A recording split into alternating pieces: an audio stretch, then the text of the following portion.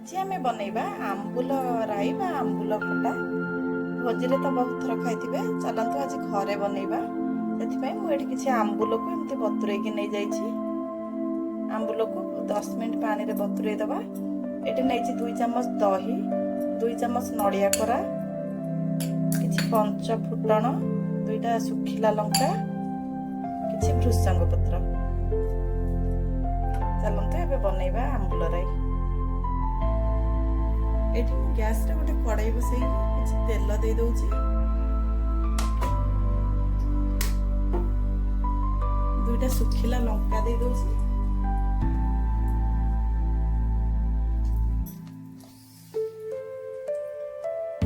କିଛି ପଞ୍ଚ ଫୁଟଣ ଦଉଛି।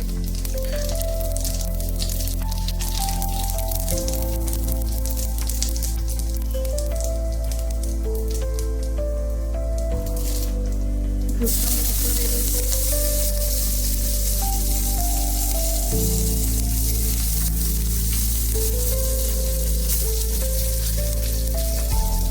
ଏବେ ବତୁରେଇ ରଖିଥିବା ଆମ୍ବୁଲକୁ ଦଉଛି।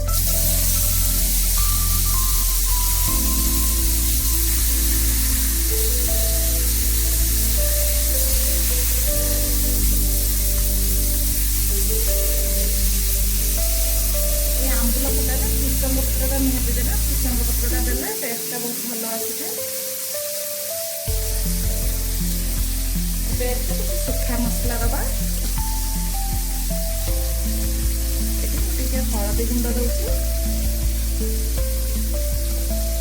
लंका गुंड दौची।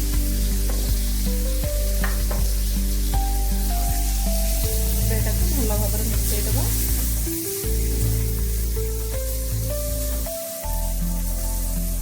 एठी देखा भूली जाइए गोटे मसला करके रखी, जीरा और सोरिषटा को बाटिक रखी। एटा को एबे देदबा।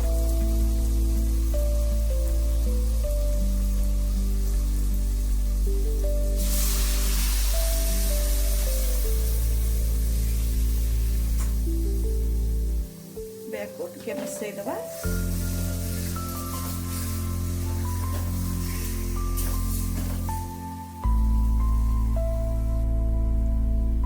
एबे हमें स्वाद अनुसार लूण दे दबा।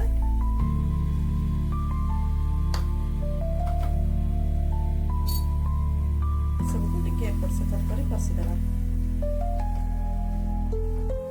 ए मसला को पानी छाड़िबा पर्यंत टिके एमती कसी दबा।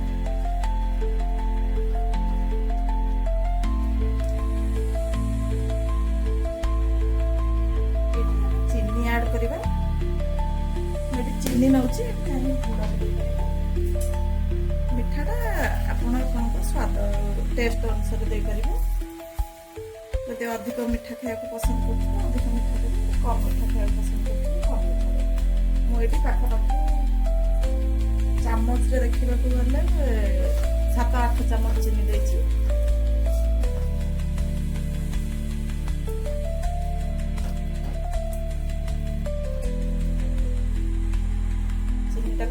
कसी मेल्ट करवा। एठी हम कोरा नड़ियाटा दे दबा।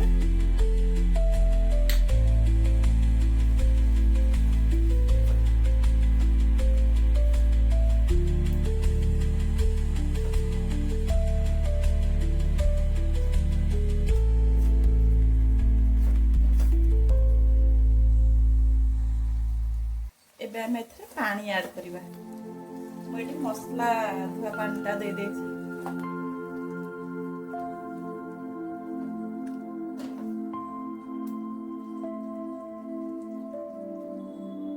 एटी पानी ऐड कला परे हम आपको किछि समय फुटिबा पई छाड़िबा। पाखापाखि 10 मिनिट लो मीडियम फ्लेम रे आपको फुटिबा पई छाड़िबा।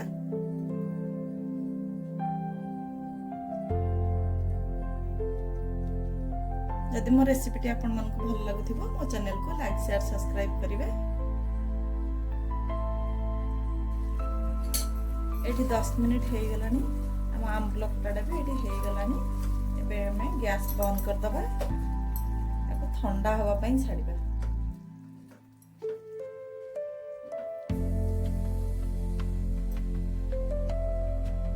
एठी हमर आंबुल खटाटा ठंडा हे गलानी। एबे हमें एथरे कुछ जीरा लंका गुंड दे दबा। ଦହିଟା ରଖିଥିଲେ ସେ ଦହିଟାକୁ ବି ଏଇଠି ଦେଇଦବା। ଦହିଟା ଦେଲେ ଆମ୍ବୁଲ ଖଟାର ଟେଷ୍ଟଟା ବହୁତ ଭଲ ଆସିଥାଏ।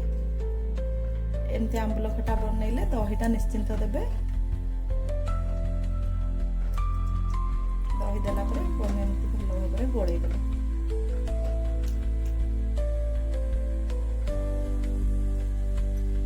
ଏଠି ଆମର ଆମ୍ବୁଲ ଖଟାଟା ହେଇଯାଇଛି। ଏବେ ଆକୁ ଆମେ ଗୋଟେ ସର୍ଭିଂ ବାଉଲକୁ କାଢିବା।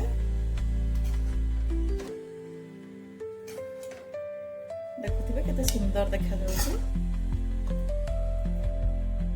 ଏମିତି ଆମ୍ବୁଲ ଖଟା ବନେଇ ଆମେ ଅରୁଆ ଭାତ ସହିତ ଖାଇପାରିବା, ପୂଜା ପର୍ବ ଦିନ ମାନଙ୍କରେ ବି ଖାଇପାରିବା, କାହିଁକିନା ଏଥିରେ ପିଆଜ ରସୁଣ ୟୁଜ୍ ହେଇନି।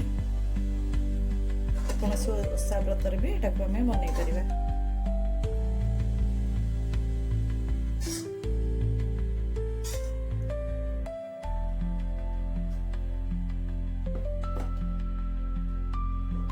एमती आंबुल खटा बनै थरे निश्चय ट्राई करंतु, देखिबे बहुत भल लागिबो। पुणी देखा हबो गोटे नुआ रेसिपी रे।